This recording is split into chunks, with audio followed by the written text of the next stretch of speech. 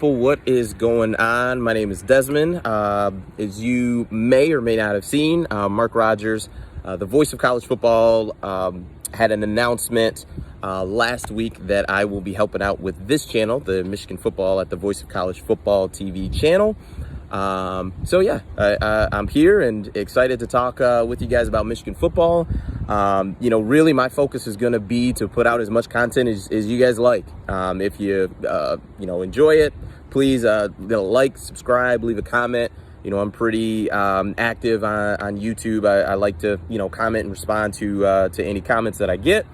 And I like to chat with you guys as well. So feel free to leave a comment, like, subscribe, and tell a friend.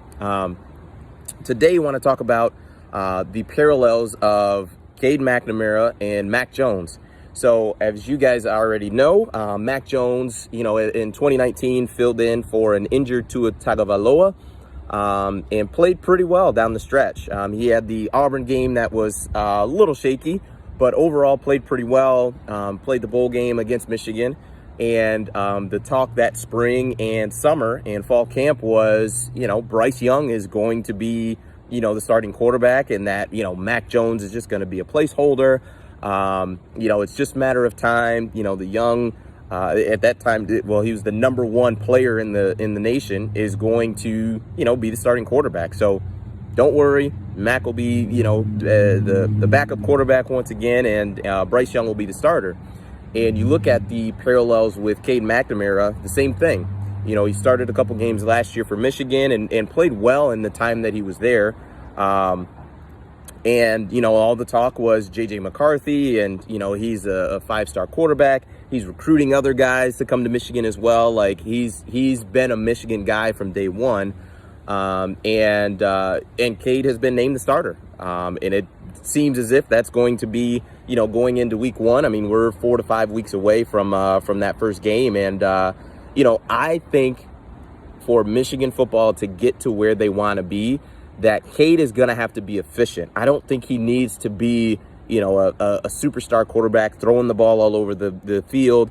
I just think he needs to do a good job of making good, sound decisions with the football, because I actually think the defense will be improved. I personally was not a big fan of Don Brown and his defensive style. It was one that it was almost the reverse bully ball on offense, where you run the ball down the team's throat and you just you're just moving them off the football. He was one that he would love to blitz opponents, and especially ones that physically and talent wise couldn't match what Michigan had on the field. So against the bad teams, Don Brown's defense would look great. It would rack up stats. It would rack up sacks, and, it would look incredible.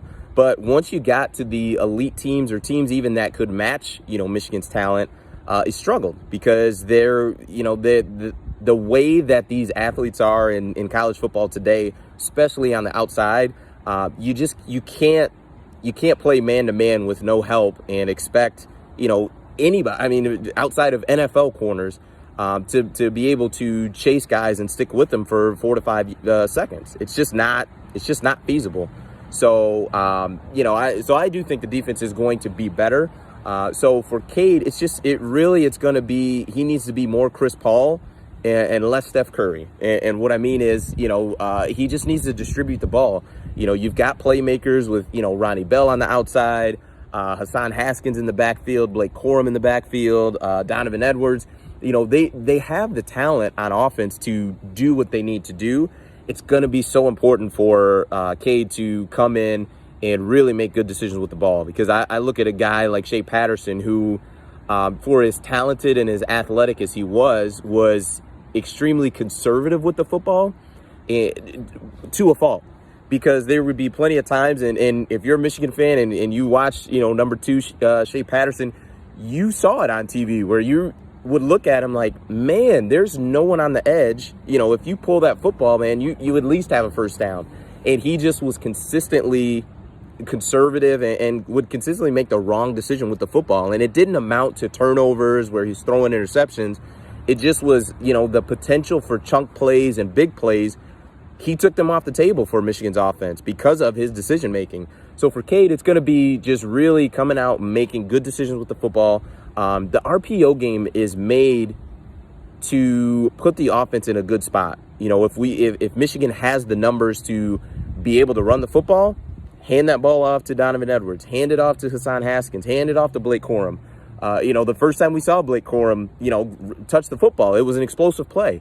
So you've got the guys there, and if the numbers are not in your favor in the run game, then you put the ball in the belly of the running back and pull it out, and you're looking to get the ball to Ronnie Bell on the outside. You're looking to get the ball to Cornelius Johnson. You know, you're getting the ball to your players in space, and now they on the outside have the advantage to where, you know, the defense can't win. That's literally the goal. You can't let the defense win. They can never be right. So if Cade can focus on that, I think Michigan football is going to be just fine. You know, the benefit and the bright side is you don't have to beat Ohio State in 4 weeks. You know, your goal is to just get better every single week. You know, you are building upon what you did last week, and you're focusing on the next day. You just be better than you were yesterday. That's the focus. And, you know, when you look up in November and you're looking at, you know, Ohio State and getting ready to battle with them, the goal is going to be to be ready to rock and roll and you know, be the best possible Michigan football team you can be. So that's the goal. I think that Cade can get it done. He's shown in a limited amount of reps last year that he can be the guy. So I'm hopeful. Let me know your thoughts. Please, like I said, comment, like, subscribe. Love to hear from you guys. And that is it for me. You guys have a good one. Thanks.